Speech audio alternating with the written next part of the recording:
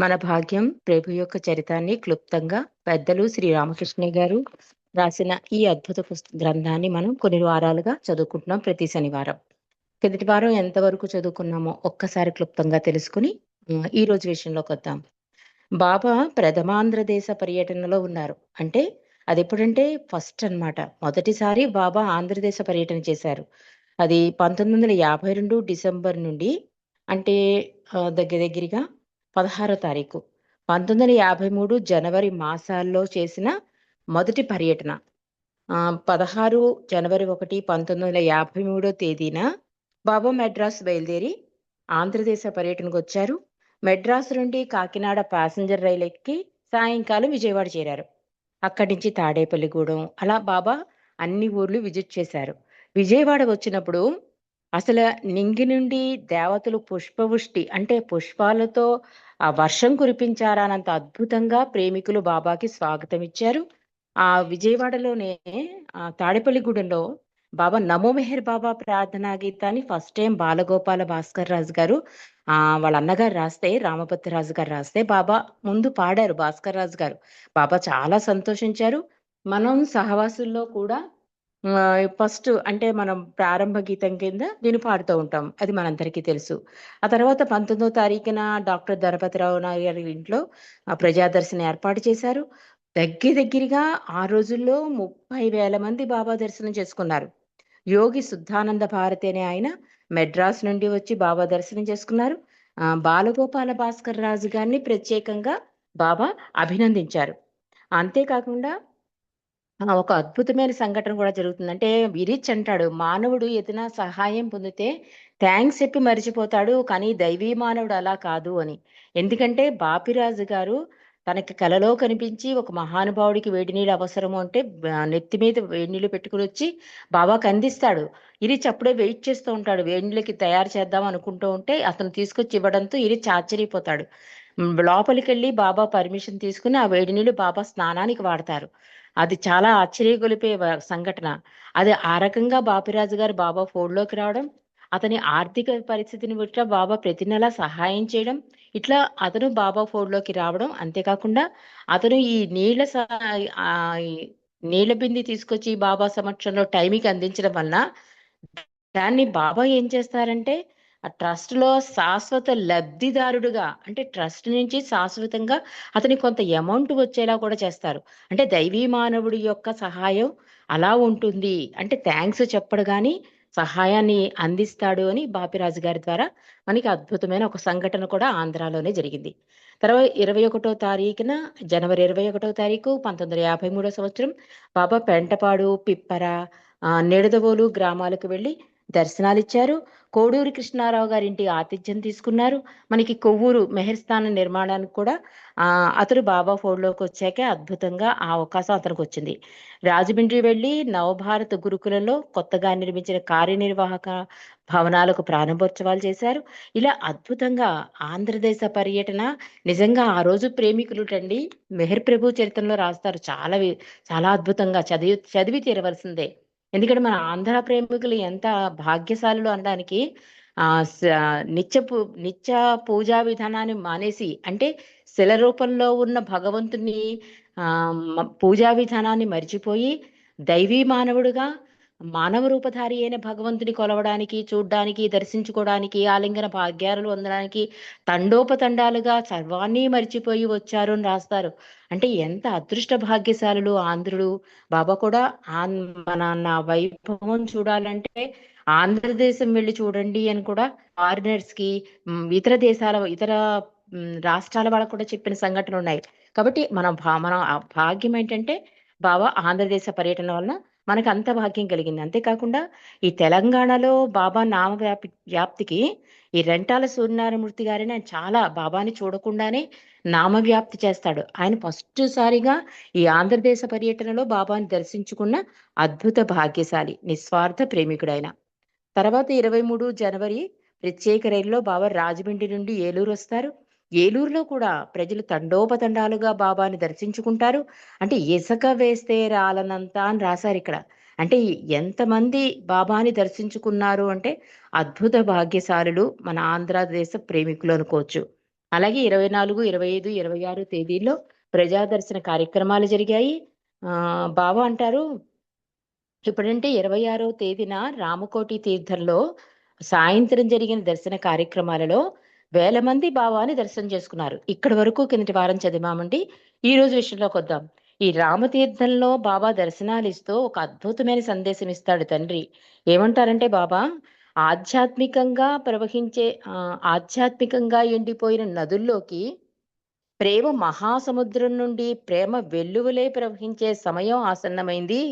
నేను వేల మందికి పంచి ఇచ్చే ప్రసాదం ద్వారా నా ప్రేమ ప్రవాహం మానవాళికి అందజేయబడుతుంది అని బాబా చెప్పారు. అంటే ఈ చేతుల ద్వారా ఇచ్చే ప్రసాదం చూసి ఇది ప్రసాదం అనుకోకండి, ఇది ఒక రకంగా ప్రసాదమైన అది ఆర్థికంగా ఆధ్యాత్మికంగా కూడా మీకు సహాయపడుతుంది అని చెప్పి బాబా ఇచ్చిన అద్భుతమైన భరోసా. అలా బాబా రామకోటిలో బాబా దర్శనమిచ్చారు. బాబా ఇంకో సందేశం ఎప్పుడంటే 27వ తారీఖున ఏలూరు జిల్లా జడ్జి గారి ఆహ్వానం మేరకు వాళ్ళ ఇంటికి వెళ్తారు. అక్కడ బాబా ఒక అద్భుత సందేశం ఇస్తారు. అసలు ఆంధ్రదేశ పర్యటనే సందేశాలమయమండి. ఎంత తండ్రి ప్రేమ రంగరించాడు అంటే సందేశాల ద్వారా భగవంతుని ఎలా ప్రేమించవచ్చు, భగవంతుని దరి ఎలా చేరవచ్చు, ఎలా సూచించి ఆచరించాలి, ఎలా మనం భగవంతుని మీద నిబద్ధతతో ఉండాలి, ఇలాంటి అద్భుత సందేశాలు గుప్పించేశారు ఆంధ్రదేశ పర్యటనలో. ఇందులో చాలా అద్భుతంగా క్లుప్తంగా రామకృష్ణయ్య గారు కూడా పొందుపరిచారు. ఆ జడ్జి గారింటికి వెళ్ళినప్పుడు బాబా అంటారు, మనం భగవంతుని నిజాయితీతో ప్రేమిస్తే ఆయనలో ఐక్యమవుతాం. అక్రమం, మోసం, కపటం నేడు ప్రబలినట్లు ప్రపంచంలో ఇదివరకన్నడూ ప్రబలి ఉండలేదు అన్నట్టు బాబా. మన ఆలోచనలోను, మాటలలోను, చేతలలోను లేస మాత్రమేనా కపటం ప్రవేశిస్తే మనలోని పరమాత్మ మరుగున పడతాడు అంటున్నారు బాబా. కపటం 1000 పడగలు గల ఒక విషసర్పం వంటిది. ఈ రోజున సాధువులని పిలువబడేవారు అనేకులు ప్రజలను నిజాయితీగా ఉండమని చెబుతూనే పచ్చి మోసగాళ్లుగా ప్రవర్తిస్తున్నారు అంటున్నారు. నా దివ్యాధికారంతో చెబుతున్నాను, నేను మీ అందరిలో ఉన్నాను. భగవంతుని నిజాయితీగా ప్రేమిస్తే ఆయన అన్ని చోట్ల ఉండగలరు. భగవంతుని ప్రేమించలేక సాధు జీవితం గడపలేకపోతే పోనీయండి, కానీ అలాంటి జీవితం గడుపుతున్నట్టు నటించవద్దు అంటున్నారు. అలాంటి కపట సాధువుల కంటే నిజాయితీపరులైన నిర్వీశ్వరవాదులే మేరు. అంటే దేవుడు లేడు అని ఉంటారు కదా, వాళ్లే నయమని చెప్తున్నారు బాబా. అందుకని కపటం వద్దు, నటించవద్దు అని చెప్తున్నారు భగవంతుడి విషయంలో. ఇంకా 27వ తారీఖు 1953 జనవరి 27వ తారీఖు రాత్రి ఈ సహచరులందరూ బాబా ఆజ్ఞ ప్రకారం జాగరణ చేశారు. 28వ తారీఖు జనవరి 28వ తారీఖున మండలి వారి నుండి, ప్రేమికుల నుండి 56 మందిని ఎన్నుకుని ఎప్పుడూ ఉండే 56 జీవన్ముక్తులకు అంటే మజూబులకు వారిని ప్రతినిధులుగా చేసి వారి పాదములంటి ప్రణమిల్లారు బాబా. అప్పుడు బాబా మళ్ళీ ఒక సందేశం ఇచ్చారు.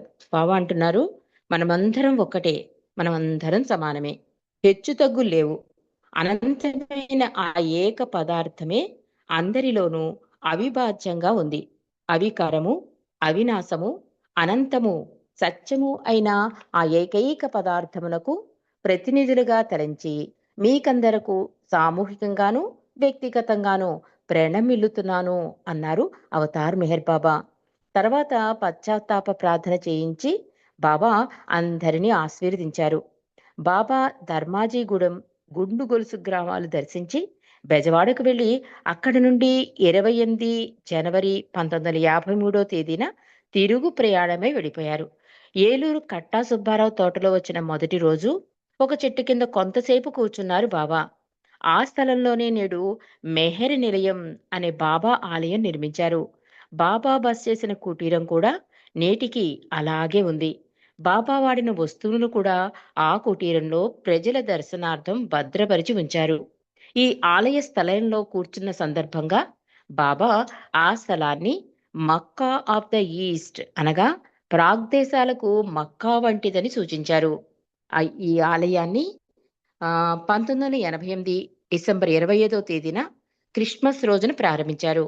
బాబా ఆంధ్రదేశ పర్యటనలో తనతో వచ్చిన ప్రేమికులను, కార్యకర్తలను ప్రత్యేకంగా సమావేశపరిచి ఆంధ్రాలో జరిగే కార్యక్రమాలపై వారి వారి అభిప్రాయాలను నిస్సందేహంగా వెలిబుచ్చమని అందరినీ కోరారు. అందరూ ఇతరులతో కలిసి సమైక్యతా భావంతో పనిచేయడానికి కృషి చేయాలని సూచించారు బాబా. బాబా కార్యక్రమాలను రాబోయే ఆంధ్ర పర్యటనలో నిర్వహించడానికి కేడీఆర్ఎం గ్రూపును, అనగా కుటుంబ శాస్త్రి, ధనపతిరావు నాయుడు, రంగారావు, మల్లికార్జునరావు అనబడే నలుగురిని నియమించారు. అంటే వాళ్ళ వాళ్ళ నేమ్స్‌లో ఫస్ట్ లెటర్స్‌ని తీసుకొని కేడీఆర్ఎం అని పెట్టారట. అలా బాబా 1953 జనవరి 28వ తేదీ వరకు ఆంధ్రదేశంలో ఉన్నారు. ఇది ప్రథమ ఆంధ్రదేశ పర్యటన. అద్భుత దర్శనాలు, ఆలింగనాలు, స్పర్శ భాగ్యాలు, ప్రసాద వితరణతో చాలా వేల మందికి బాబా దర్శన భాగ్యాన్ని కలిగించారు. అలా ప్రథమ ఆంధ్రదేశ పర్యటన విశేషాలు మనం తెలుసుకున్నామండి. ఇక 1953 సంవత్సరం ఫిబ్రవరి నెల, జనవరి నెలలో ఆంధ్రదేశం వెళ్తే ఫిబ్రవరి నెలలో బాబా డెహ్రాడూన్ వచ్చారు. ఆ విశేషాలు కూడా ఇక్కడ క్లుప్తంగా పొందుపరిచారు. అది కూడా మనం తెలుసుకుందాం. 1953 సంవత్సరం ఫిబ్రవరి నెలలో బాబా డెహ్రాడూన్ మరియు ఋషికేశ్లకు వెళ్లారు. మార్చి 23వ తేదీన డెహ్రాడూన్‌లో కిషన్ సింగ్ ఇంటి వద్ద అనేక మందిని దర్శించారు బాబా. సిక్కులు చాలా మంది బాబా దర్శనానికి వచ్చారు. వారిలో ఒకరితో గురునానక్ గీతాన్ని పాడించుకుని దానిలోని అంతరార్థాన్ని విశదీకరించారు బాబా. ఆ రోజు శ్రీరామనవమి. ఆ రోజు బాబా దర్శనం చేసుకున్నవారు బాబాయే రాముడుగా గతవతారంలో వచ్చారని అనుభూతి పొంది విశ్వసించారు. బాబా కూడా చెప్తారు, నన్నే పూజించమని ఎప్పుడూ బాబా చెప్పలే. నీ ఆరాధన నిజాయితీ అయితే నీ రాముడినే నాలో చూస్తావు. అంటే బాబాని చూడగానే నా రాముడే ఆ బాబా అని తెలుసుకుని గుర్తిరిగి ఆయన కొంగు పట్టుకుంటామాట. అందుకనే బాబా ఎప్పుడూ కూడా నీ ఆరాధనలో నిజాయితీ ఉండాలి. అంటే అద్భుతమైన ప్రేమికులు కనుకే ఆ రాముణ్ణి బాబాలో చూసుకుని గతావతార రాముడే ఈ బాబా అని గుర్తించి అనుభూతితో దర్శనం చేసుకుని బాబాని విశ్వసించారు అని రాస్తున్నారు. బాబా కటాక్ష వీక్షణాల నుండి వెలువడే శాంతి కాంతి పుంజులకు ఆయన నుండి ప్రసరించే దివ్య ప్రేమ ప్రభావానికి ముగ్ధులై చలించి నీటి ధారలతో ఆనందానుభూతిని పొంది తన్మయులైనారు. బాబా ఒక సందేశాన్ని ఇచ్చారు. ఎక్కడ? డెహ్రాడూన్‌లో. పెరిగి పెద్దవారమైన తర్వాత కూడా పసి పిల్లల వలె కాగలిగితే భగవంతుణ్ణి ప్రేమించగలుగుతాం. ఎందుకంటే భగవంతుని ప్రేమించుటచే భగవంతునితో ఏకమైపోవాలన్న కోరిక తప్ప వేరే కోరికలు ఉండకూడదు. అందువలన మనం చిన్న పిల్లల వలె కాగలిగితే నిజాయితీతో భగవంతుణ్ణి ప్రేమించగలం. భగవంతుణ్ణి అన్ని చోట్ల చూడగలుగుతాం. జీవితం అంటే ఏమిటని ఒక ప్రేమికుడు అడగగా బావ ఇలా సమాధానమిచ్చారు. జీవితం ఒక పెద్ద తమాషా. ఇది తెలుసుకున్న వారిని ఇతరులు తెలుసుకోలేరు. వారి భ్రాంతిలో పడి వారి భ్రాంతిలో పడి ఉంటారు. ఈ సమస్య గురించి రాత్రింబవళ్ళు ఆలోచించినా ఆవగింజంతైనా పరిష్కారం దొరకదు. ఎందుచేతనంటే ప్రజలు జీవితాన్ని గంభీరంగా తీసుకుంటారు, దేవుణ్ణి తేలికగా తీసుకుంటారు. కానీ మనం దేవుణ్ణి గంభీరంగాను, జీవితాన్ని తేలికగా తీసుకోవాలి. అప్పుడు మనం ఎప్పుడూ ఒక్కలాగా ఉంటామని తెలుసుకుంటాం. అసలు ఈ తమాషా సృష్టించింది మనమేననే జ్ఞానం హేతువాదం వల్ల పొందలేం. అనుభవం మీదనే వస్తుంది అన్నారు మెహర్ బాబా. బాబా కూడా అంటారు, జీవితము అంటే నువ్వు రోజు గడిపేది జీవితం కాదు. ఒక సంఘటన జరిగినప్పుడు నీ స్పందన, ఒక ఒక అనుకోని సంఘటన జరిగినప్పుడు నువ్వు కోప్పడతావా, ప్రేమ చూపిస్తావా, ఆవేశపడతావా, అసహించుకుంటావా, ఈ స్పందనే జీవితము అంటున్నారు. దీనివల్ల ఏమవుతుంది? మార్నింగ్ లేచిన వెంటనే మనకు ఒక చిరాకు వచ్చిందనుకోండి, ఆ చిరాకు ఆ డే అంతా ఉండి ఆ రోజంతా డిస్టర్బ్ అయిపోయి ఆఫీసులోను, ఇంటిలోను అందరినీ కూడా డిస్టర్బ్ చేస్తాం. ఆ రోజుని వేస్ట్ చేసుకుంటాం. అందుకనే మార్నింగ్ లేచిన వెంటనే బాబాని తలుచుకోవడం, రాత్రి పడుకున్నప్పుడు బాబాకి థాంక్స్ చెప్పుకోవడం చేసుకుంటే కనుక, అంటే ప్రతిదానికి రియాక్ట్ అవ్వడం అనేది తగ్గిపోతుంది. దానివల్ల సంస్కార బంధనాలు జరుగుతుంది. సంస్కారాలు కూడా కొత్తవి యాడ్ అవ్వవు. అందుకని బాబా ఎప్పుడు కూడా నన్ను నిత్య సహచరుని చేసుకోండి, నా సాన్నిధ్యంలో గడపండి, అన్నీ నాకే సమర్పణ చేయండి అనేది కూడా అందుకే. అలా చెయ్యాలి అంటే జీవితాన్ని సాధారణంగా భగవంతుణ్ణి సీరియస్‌గా తీసుకోండి. అప్పుడు అనుభవంలోకొస్తుంది అని చెప్తున్నారు బాబా. అలాగే 1953 జూలై 10వ తేదీ అంటే డెహ్రాడూను సందర్శనం అయిపోయిందండి. ఇక జూలై నెలకొచ్చాం. అదెప్పుడు? 1953 జూలై 10వ తేదీన బాబా మౌనం ప్రారంభించి 28 సంవత్సరాలు నిండాయి. ఆ రోజు ఉదయం 4 గంటల నుండి 5 గంటల వరకు హృదయపూర్వకంగా ముస్లింలు అల్లాహో అక్బర్ అని, హిందువులు పరబ్రహ్మ పరమాత్మ అని, పార్సీలు అహ్రుమజ్దా అని, ఇరానీలు యజ్దాన్ అని, క్రైస్తవులు గాడ్ అల్మైటీ అని వినబడేలాగా స్మరించాలని ఉదయం 7 గంటల నుండి సాయంత్రం 7 గంటల వరకు మంచినీరు మాత్రం తీసుకుని 12 గంటల ఉపవాసం చేయాలని ఆదేశించారు మెహర్ బాబా. డెహ్రాడూన్‌లో బాబా రాజ్‌పూర్ రోడ్‌లోని 101 నంబర్ ఇంటిలో మకాం చేశారు. ఆ దగ్గరలోనే నేడు మెహర్‌ధామ్‌గా పిలువబడే బాబా కేంద్రాన్ని నిర్మించారు. ప్రతి సంవత్సరం మార్చి 22, 23 తేదీల్లో ఇక్కడ ప్రేమిక సహవా జరుగుతుంది. అలా డెహ్రాడూన్ విశేషాలు క్లుప్తంగా రామకృష్ణ గారు మనకి తెలియపరిచారు. ఇక పరవర్తిగారి ప్రార్థన ప్రభు స్తుతి అంటున్నారు. ఈ అధ్యాయంలోకి వెళ్దాం. డెహ్రాడూన్‌లో ఉండే రోజుల్లో ఆగస్టు మాసంలో పరవర్తిగారు ప్రార్థనను బాబా తన అక్షర ఫలకంపై చూపించి రాయించారు. ఆగస్టు 13వ తేదీ నుండి సెప్టెంబర్ 2వ తేదీ వరకు రోజు ఈ ప్రార్థనను తన సమక్షంలో చదివించుకున్నారు బాబా. ఆ తర్వాత ఈ ప్రార్థనను అన్ని భాషల్లోకి అనువదించారు. అవతారుడు స్వయంగా వ్రాయించి ఆ ప్రార్థనలో స్వయంగా తాను పాల్గొన్నందుకు అది విశిష్టమైంది. పర్వతిగారు ప్రార్థన, పశ్చాత్తాప ప్రార్థన రెండింటిలోనూ ప్రతి అక్షరంలో మహత్తు నిండి ఉంది. ఈ ప్రార్థనలు ఎవ్వరు చేసినా, ఎప్పుడు చేసినా నా భౌతిక శరీరం త్యజించిన తర్వాత కూడా వారికి ఆధ్యాత్మిక ప్రయోజనం చేకూరుతుంది అన్నారు మెహర్ బాబా. ఈ ప్రార్థనలో స్వయంగా నేను పాల్గొన్నాను గనక వాటికి మహత్తు ఉంది అని బాబా ఇరిచికి చెప్పారు. ఈ ప్రార్థన గురించి కొంచెం క్లుప్తంగా తెలుసుకుందాం. పరవర్తి గారి ప్రార్థన ఏమవుతుంది అంటే యూనివర్సల్ ప్రేయర్ అన్నారు. అందులో మెహర్ బాబా అని పేరే ఉండదు. నువ్వు ఏ భగవంతుని పూజించినా ఆ ప్రార్థన చేసుకోవచ్చు. ఆ ప్రార్థన వల్ల ఏమవుతుందంటే అందులో ఏముంటాయి? భగవంతుని యొక్క గుణగణాలు ఉంటాయి. అంటే ఆయన సర్వోన్నతుడు, అందరి హృదయాలు తెలుస్తున్నవాడు, సర్వవ్యాపి. అంటే నువ్వు పూజించే భగవంతుడు ఇంత ఉన్నతోన్నతుడు, ఇంత గుణాలు ఉన్నవాడు అని ఒక ధైర్యాన్ని చెప్పించే పరవర్ధికార ప్రార్థన. దీనివల్ల ఏమవుతుంది? మనకి ఎలాంటి పరిస్థితులు వచ్చినా పరవర్ధికార ప్రార్థన వలన, నిజాయితీగా చేయడం వలన, ఆ పదాల మీదే దృష్టి పెట్టడం వలన, బాబా ఆ ప్రార్థన చేస్తున్నప్పుడు అక్కడ ఉంటానని చెప్పడం వల్ల మన జీవితంలో ఎలాంటి సమస్య వచ్చినా తండ్రి అండ నాకు ఉంది అనే ఒక ధైర్యాన్ని చెబుతుంది పరవర్ధికార ప్రార్థన. ఇంకా పశ్చాత్తాప ప్రార్థన ఏంటంటే బాబా ఏం చెప్తున్నారు పశ్చాత్తాప ప్రార్థనలో?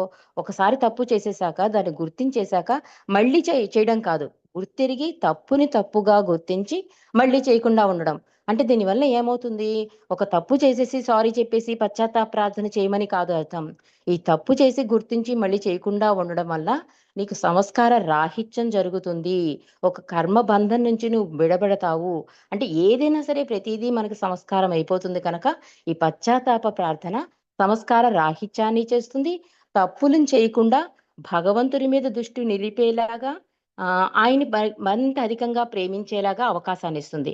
మరి ఇక మండలీ ప్రార్థన కూడా తెలుసుకుందామండి. మండలీ ప్రార్థనలో ఏమిటంటే చిట్ట చివరి వరకు అంటాం. చిట్ట చివరి వరకు అంటే ఈ జన్మ కాదు. మన ఆత్మ పరమాత్మ నుండి విడిపడ్డాక మళ్ళీ పరమాత్మలో కలిసే వరకు ఆ చిట్ట చివరి ప్రయాణం వరకు ఆయన కొంగుని గట్టిగా పట్టుకోవడం, అధికాధికంగా ప్రేమించడం వలన మనలో ఉన్న బలహీనతలు నేచురల్ ఎగ్జిట్ అవుతాయని బాబా చెప్పారు కనుక ఈ అధికాధికమైన ప్రేమ వలన ఏమవుతుందంటే ఈ బలహీనతల నుండి విముక్తవుతాం. సంస్కారాల నుండి విముక్తవుతాం. మళ్ళీ జన్మకి పునాది వేసుకోం. బాబాని అధికాధికంగా ప్రేమించడం వల్ల ఆయన ఇచ్చగా తలవొగ్గుతాం. అంటే దేనికి మమైకమైపోకుండా ఇది భగవంతుని ఇచ్చగా తలవొగ్గుతాం. ఇలా అద్భుత ఈ 3 ప్రార్థనలు బాబా ఏం చెప్తున్నారు అంటే ఆధ్యాత్మిక ప్రయోజనము అనడానికి అర్థం ఇదన్నమాట. ఇక ఉన్నతోన్నతుడని హైయెస్ట్ ఆఫ్ ది హై గురించి కూడా ఇక్కడ రాస్తున్నారు. అది కూడా చదువుకుందాం. అదెప్పుడంటే 1953 సెప్టెంబర్ 7వ తేదీన డెహ్రాడూన్‌లో బాబా ఉన్నతోన్నతుడు, the highest of the high అనే సందేశాన్ని అక్షర ఫలకం మీద వ్రాయించి ఇచ్చారు. అది ఎందుకిచ్చారో కూడా మనకి తెలుసు. ఎందుకంటే ఒక అమ్మాయిని తీసుకొచ్చి పిచ్చి కుదర్చమని అడుగుతారు. బాబా చాలా బాధపడి నా ఆశీస్సులున్నాయని పంపించేశాక ఇరిచితో అంటారు. అసలు నన్ను ఎవరనుకుంటున్నారు వీళ్ళు? అంటే మన కర్మ ఫలంగా మనం అనుభవించవలసిన కర్మలు మనం అనుభవించకపోతే, మళ్ళీ జన్మకి పాస్ అనే ఆ చిన్న కర్మ అనుభవించవలసొస్తుంది. అది తండ్రి ఇచ్చ అని తల ఒగ్గేస్తే కనుక చూడండి మనకి తెలియకుండానే ఒక పెద్ద కష్టం నుంచి బయటపడ్డాక మనం అనుకుంటాం. మనమే ఇంత కష్టాన్ని భరించగలిగామా అని అనుకుంటాం. అలా తీసేస్తాడనమాట. అందుకని బాబా ఏం చెప్తున్నారు అంటే, నేనెవరో నా దగ్గరికొచ్చినప్పుడు నీ చేతులు 2 నన్ను స్తుతించడానికే తప్ప దేనినో ఆశించి మాత్రం నా యందు చేతులు పైకెత్తవద్దు అని కూడా హైయెస్ట్ ఆఫ్ ది హైలో చెప్తారు. కాబట్టి హైయెస్ట్ ఆఫ్ ది హై సందేశం ఇవ్వడానికి కూడా కారణం బాబా అంటున్నారు, ఉన్నతోన్నతుడనని మానవ రూపం దాల్చినందున మానవుడనని కానీ, మధ్యదారిలోని సాధు సత్పురుషులలో ఒకడినని గాని చెప్పకండి. ఆయన అసలు స్థితి ఋషులకు, మునులకు, మహాత్ములకు సైతం అవగాహనమైనట్టిది. పండితులకు, విమర్శలకు చిక్కనిది అని రాస్తున్నారు.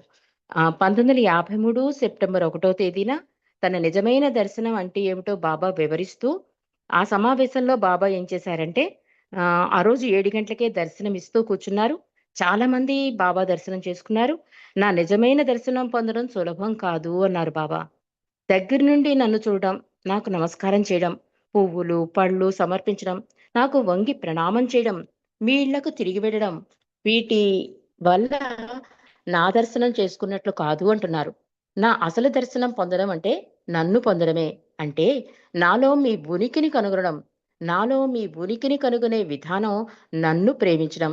నేను మిమ్మల్ని ప్రేమిస్తున్నట్లు మీరు నన్ను ప్రేమించాలంటే నా అనుగ్రహం పొందాలి. అది దివ్య ప్రేమను మీకు ప్రసాదిస్తుంది. నా అనుగ్రహం పొందాలంటే అచంచలమైన విశ్వాసం అనే పునాది పైన హృదయపూర్వకమైన విధేయతను నా యందు కలిగి ఉండాలి. మీ అంతట మీరు నేను కోరినట్లుగా, మీ అంతట మీరు నేను కోరినట్లుగా నాకు సర్వార్పణ అయిపోతే విధేయులుగా ఉండగలరు. అప్పుడు నా కోరిక మీకు ఆచరణమే ఆచరణీయమవుతుంది. నా ప్రేమయే మిమ్మల్ని నిలిచేటట్లుగా చేస్తుంది. యుగయుగాలుగా చాలామంది అటువంటి సమర్పణ కోసం ఆశిస్తారు గాని, చాలా కొద్ది మంది మాత్రమే నేను కావాలనుకున్నట్లు నాకు సంపూర్ణంగా సమర్పణమవ్వడానికి నిజంగా ప్రయత్నిస్తారు. అలాంటి వారిలో ఎవరు జయం పొందుతాడో, అతడు చివరికి నన్ను పొందడమే గాక, జీవిత గమ్యాన్ని పొందుతాడు. తాను నేనే అయిపోతాడు. మీలోని ఇంతమందిలో ఏ ఒక్కరైనా నేను తెలుసుకోమని కోరేది అవగాహన చేసుకుంటే, నేను మీ మధ్యకు రావడం సార్థకం అవుతుంది. మీ అందరికీ నా ఆశీస్సులు అన్నారు మెహర్ బాబా. ఆ రోజుల్లో బాబా డెహ్రాడూన్‌లో ఉండగా, అక్టోబర్ మొదటి వారంలో అసాధారణ రీతిలో హిందువులు, మహమ్మదీయులు, క్రిస్టియన్లు, సిక్కులు, పార్సీలు చెందిన ఆలయాల్లో రాత్రి 12 గంటల నుండి 1 గంట మధ్య కాలంలో వాటి అధికారుల నుండి అనుమతి పొంది దర్శించేవారు. అన్ని మతాలను ఒక దారంలోని పూసల వలె సన్నిహితం చేయడమే తన పని అని చెప్పిన బాబా తన పనిలోని భాగంగానే ఈ కార్యక్రమాలు నిర్వహించారని తోస్తుంది. 1953 నవంబర్ 18వ తేదీన బాబా డెహ్రాడూన్ నుండి ఢిల్లీ వెళ్లారు. ఆ మరునాడు ప్రధాన ప్రధాని జవహర్లాల్ నెహ్రూ, రాష్ట్రపతి సర్వేపల్లి రాధాకృష్ణన్ ఆధ్వర్యంలో ఆడిన క్రికెట్ మ్యాచ్ చూడడానికి వెళ్లారు బాబా. ఆట ప్రారంభమైన తర్వాత ఆట ఒక్క నిమిషం. ఆట ప్రారంభమైన తర్వాత బాబా నెహ్రూ గురించి చెబుతూ అతను చాలా ఉదాత్తమైన వ్యక్తి అని, క్రికెట్ ఆటగాని వలె తన పాత్రను చక్కగా పోషిస్తున్నాడని చెప్పారు.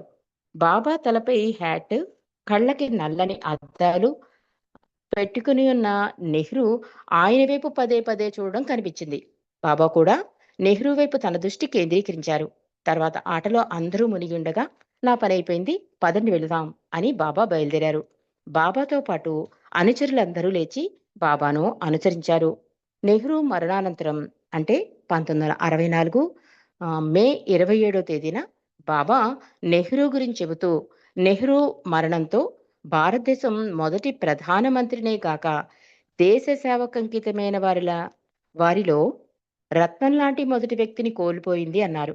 మళ్ళీ అలాంటి వ్యక్తిని పొందడం కోసం 700 సంవత్సరాలు వేచి ఉండాలని కూడా మెహర్ బాబా సెలవిచ్చారు. అవతార్ మెహర్ బాబాకి జై. మిగిలిన విశేషాలు నెక్స్ట్ శనివారం తెలుసుకుందామండి. జై బాబా. శిల్ప. జై బాబా ఆంటీ.